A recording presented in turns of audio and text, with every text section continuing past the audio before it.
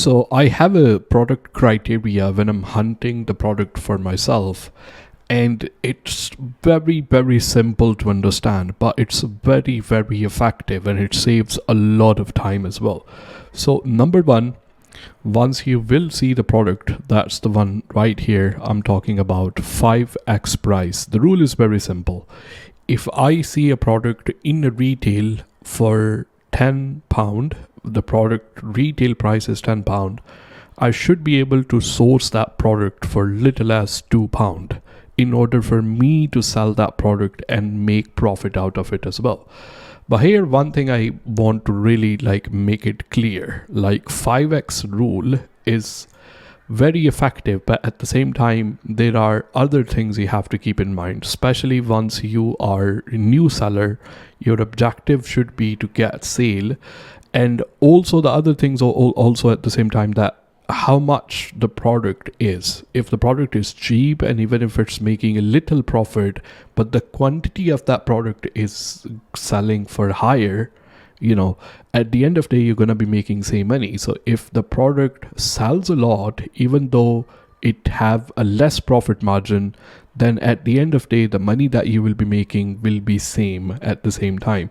So it is not rule of thumb, but most of the time, once you are generally in a blink of an eye, you are looking at the product and you say, okay, well, the price is not 5x or 4x as well, then it saves you a lot of time. You just say, okay, well, I'm not just gonna sell this product. That's the way it is going to be.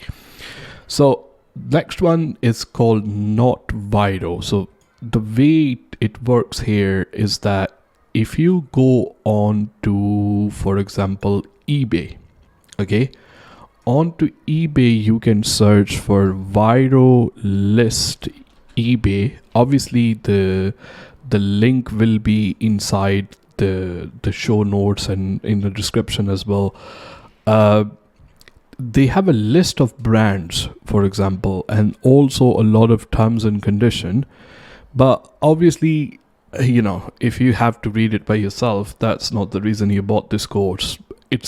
I will make it simplify. I will make it simple, everything for you as well.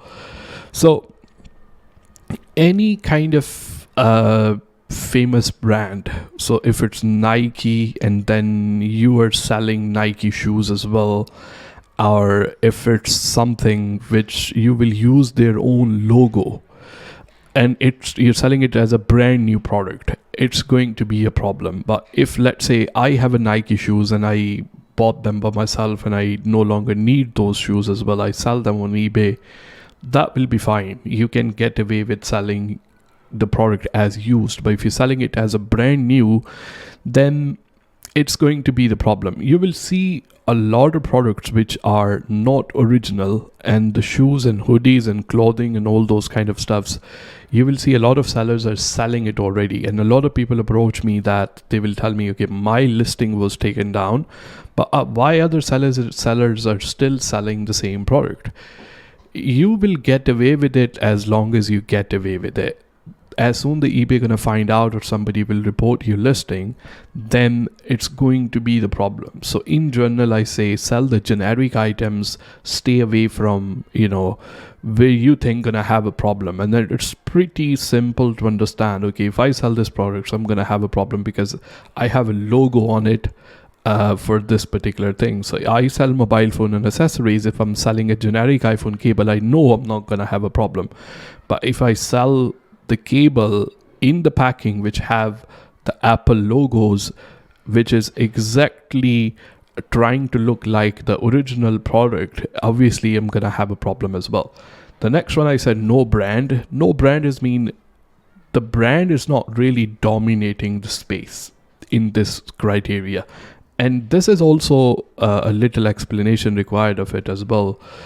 The brand prices can be different. So for example, if you are planning to sell iPhone cable, I'm just giving you one example here, or a watch for that sake, it doesn't mean that because a lot of people buy Casio watch, or a lot of people gonna buy the cable from Apple, you shouldn't be selling those products even they are generic as well. That's not what I mean, because at the end of the day the price difference is going to be huge. So Apple sell the cable for 25 pound, obviously the Casio watch and then Rolex watch, all those things are going to be expensive at the end of the day. So if your product is generic and doesn't have a logo on it, that's absolutely fine.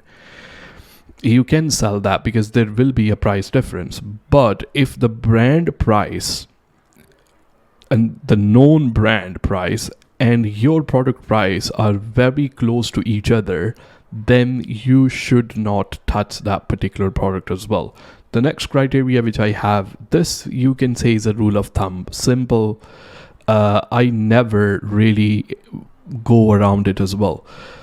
That product that you are trying to sell, if it's an absolutely new idea, nobody else is selling it, and you are confident about it, that's absolutely fine.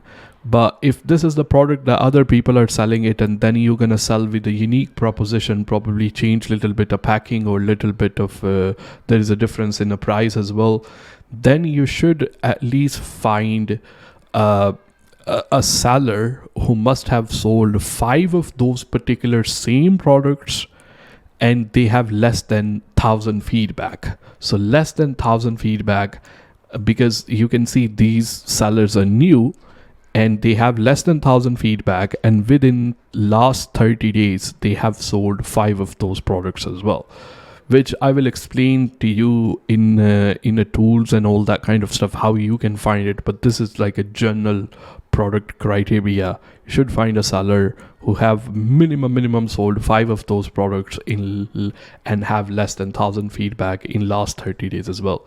The next one, the product that you are trying to sell should have a search volume that people come on eBay and search the product. Minimum 1,000 people in a month come to eBay and find that product as well. To find that is very simple. Again, the link for this one will be inside the notes as well.